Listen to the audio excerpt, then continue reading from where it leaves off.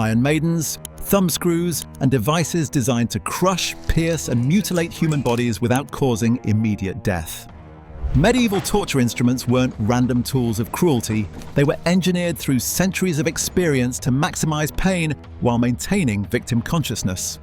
Each device served specific purposes: extracting confessions, punishing crimes, or providing public entertainment through systematic suffering. This is the shocking reality of medieval torture instruments, where every spike, screw, and crushing mechanism was deliberately designed to break human bodies and minds through calculated agony. What you're about to see makes modern horror movies look like children's entertainment, and these devices were used on real people for centuries. Medieval torture instruments represented sophisticated understanding of human anatomy, pain thresholds, and psychological breaking points. Torturers weren't sadistic amateurs. They were skilled technicians who understood exactly how much damage human bodies could endure before losing consciousness or dying. Every instrument was designed with specific purposes, whether extracting confessions, punishing specific crimes, or creating public spectacles that reinforced social order through visible suffering. The thumbscrew represented torture engineering at its simplest and most effective. Two metal plates connected by screws could crush fingers or thumbs through steadily increasing pressure that created escalating agony without causing immediate death. The device's brilliance came from its adjustability.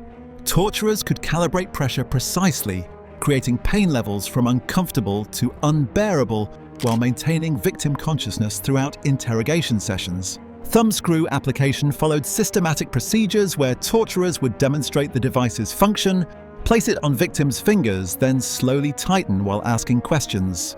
Each refusal to answer resulted in another turn of the screw, creating association between resistance and increased pain. The psychological conditioning often proved as effective as the physical pain, with many victims confessing simply to prevent further tightening rather than enduring maximum pressure. The rack used simple physics to dislocate joints through controlled stretching that could be maintained for hours. Victims were bound at wrists and ankles to a frame where turning a windlass slowly pulled limbs in opposite directions, allowing precise control over joint stress. The device could be adjusted to maintain tension just below dislocation points, creating maximum pain without causing permanent damage that would end interrogation usefulness. Rack torture sessions could last for days, with torturers alternating between stretching and relaxation periods that prevented victims from adapting to constant pain levels. The unpredictability of when stretching would resume created ongoing anxiety that weakened psychological resistance even during rest periods. Victims never knew whether the next turn of the windlass would be their last before joints separated permanently. And here's the truly horrifying part. Many of these instruments weren't designed to kill quickly, but to keep victims conscious and suffering for as long as humanly possible. The Iron Maiden, despite its legendary status, was largely a myth. Most examples were created for 19th century museums, rather than actual medieval use. However, real medieval torturers used simpler spike-lined boxes and barrels that accomplished similar goals without the elaborate, human-shaped design. These practical alternatives featured adjustable spikes that could be positioned to avoid vital organs while maximizing pain through multiple penetration points. The spike box torture involved confining victims in spaces too small to sit or stand comfortably, with inward-pointing spikes that penetrated flesh whenever victims tried to rest or change position. The torture's effectiveness came from its duration. Victims could be left in spike boxes for days, with every movement causing new injuries, while exhaustion made maintaining painful positions increasingly impossible. But perhaps the most psychologically devastating instruments were those designed for public spectacle rather than private interrogation. The devices you've heard about so far were just the beginning. What came next was designed to entertain crowds while destroying human bodies in the most theatrical ways imaginable. The breaking wheel represented torture as public entertainment, transforming systematic bone destruction into theatrical performance that could last for hours while crowds watched. Victims were tied to large wooden wheels where executioners used iron bars to methodically break bones, starting with fingers and toes, progressing through limbs and finishing with ribs and spine. Each bone break was spaced to maintain consciousness and maximize suffering duration, while providing dramatic pauses that built audience anticipation. Wheel torture served dual purposes, punishing criminals through extreme suffering while providing public entertainment that reinforced social order. Executioners became performers who timed bone breaks to maintain audience interest, creating dramatic pauses between strikes that allowed victims' screams to echo through crowds before delivering the next blow. The theatrical presentation transformed execution into an entertainment event that entire communities attended as social occasion. Professional wheel executioners developed reputations based on their ability to maintain victim consciousness throughout extended breaking sessions. The most skilled executioners could break every major bone in the body while keeping victims alive and aware, creating spectacles that lasted for hours and attracted audiences from surrounding regions. These executioners commanded premium fees for their expertise in prolonging suffering. The Judas cradle represented torture through forced impalement on pyramid-shaped seats that caused internal injuries through body weight alone. Victims were suspended above pointed pyramids, then slowly lowered until the point penetrated anus or vagina. The torture's effectiveness came from its patience. Victims could be left suspended for hours or days while their own weight forced the pyramid deeper, creating escalating internal damage without requiring active torturer participation.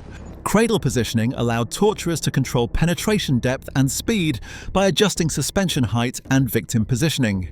The torture could be maintained indefinitely, with victims experiencing continuous escalating pain as their weight gradually forced them further onto the pyramid point. Many victims begged for execution rather than continued cradle torture, making it an effective tool for extracting information or forced compliance. Pair of anguish devices featured segmented metal pieces that could be inserted into body orifices, then expanded through screw mechanisms. The devices were inserted into mouths, vaginas, or anuses, then slowly expanded to tear internal tissues and create internal injuries invisible from outside.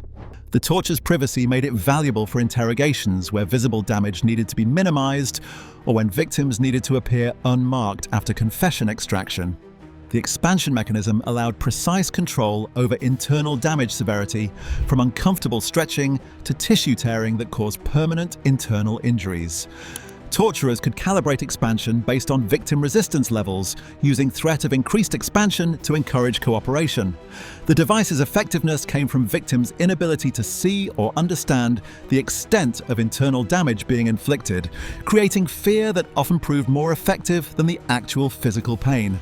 Strappado represented economical torture requiring only rope and elevation. Victims' hands were tied behind their backs, then they were hoisted by wrists until hanging freely. The body weight dislocated shoulders while creating intense pain throughout arms, back, and chest. The torture could be intensified by adding weights to victims' feet or by dropping them suddenly, then stopping abruptly, creating shock impacts that caused additional joint damage.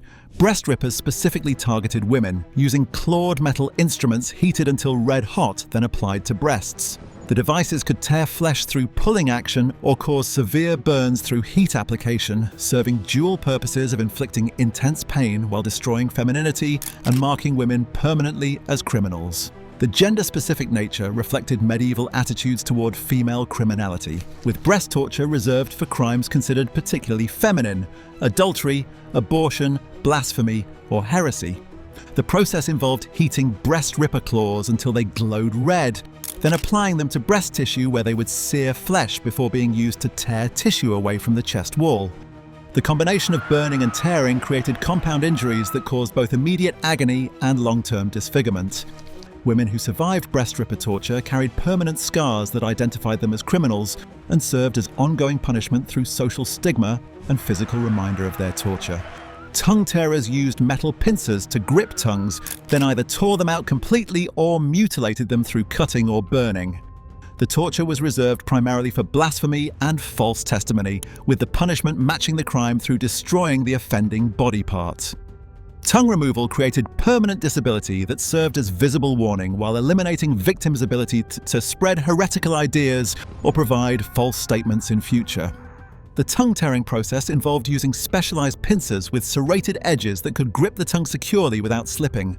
Torturers would pull the tongue to full extension before either severing it completely or mutilating it through partial cutting that left victims able to speak but with permanent impediment.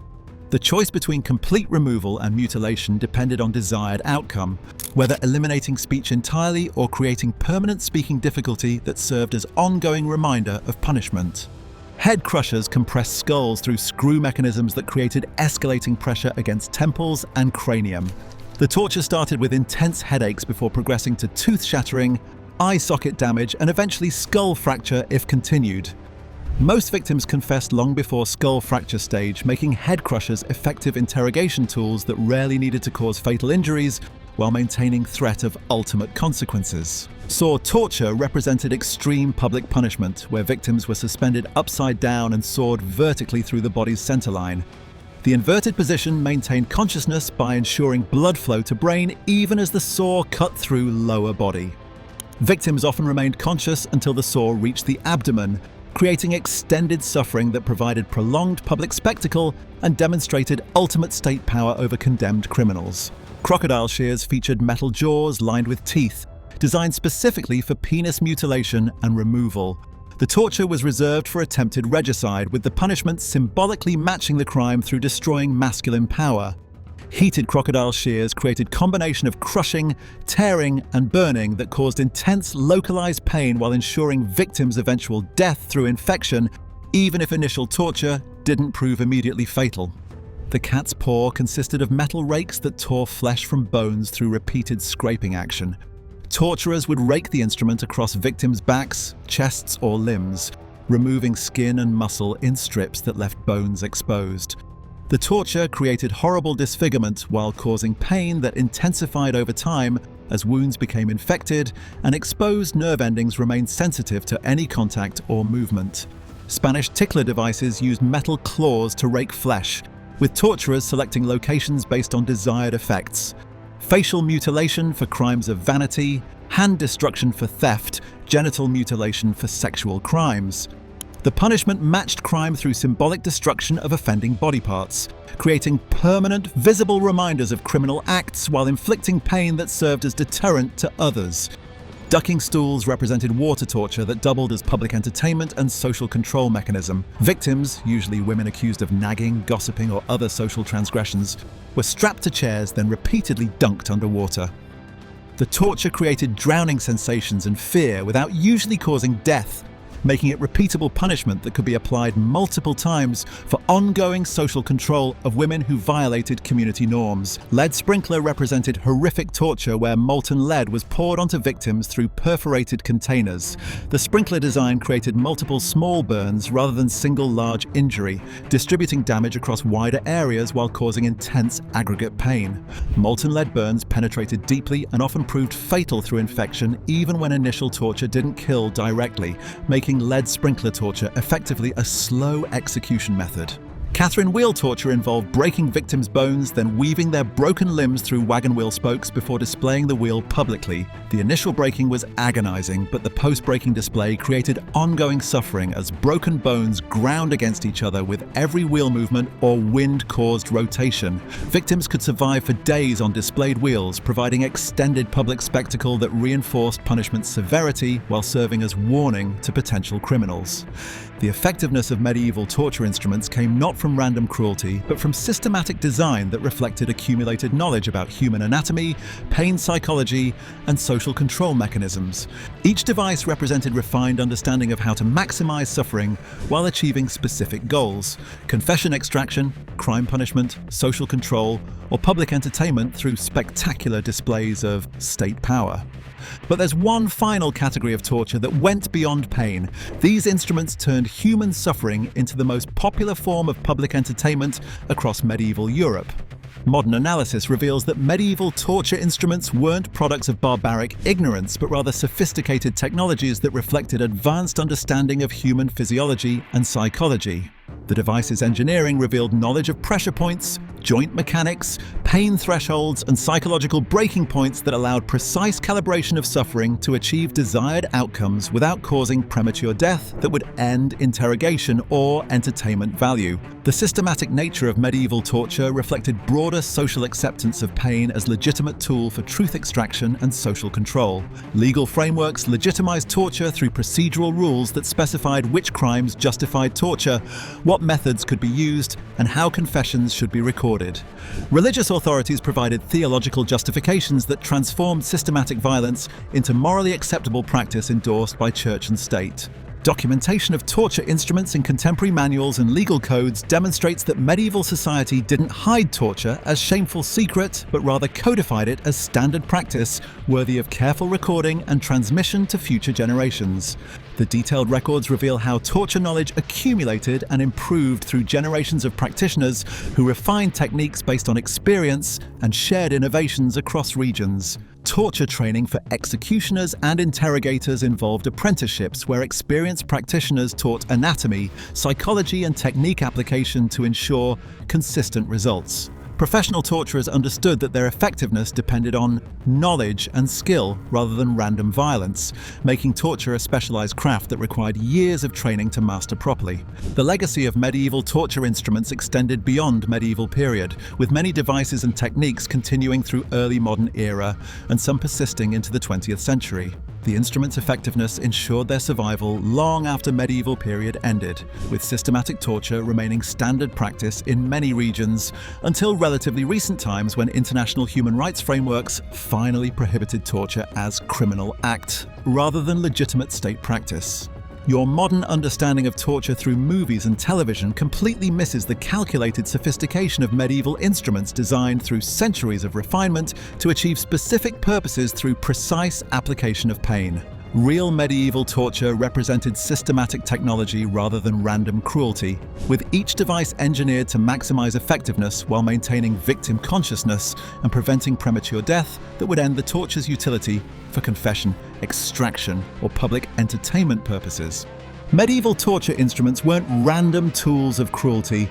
They were sophisticated devices engineered through centuries to maximize pain while maintaining consciousness. Each thumbscrew, rack, and crushing mechanism represented refined understanding of human anatomy and psychology applied to systematic suffering. Modern torture prohibitions reflect recognition of this calculated brutality.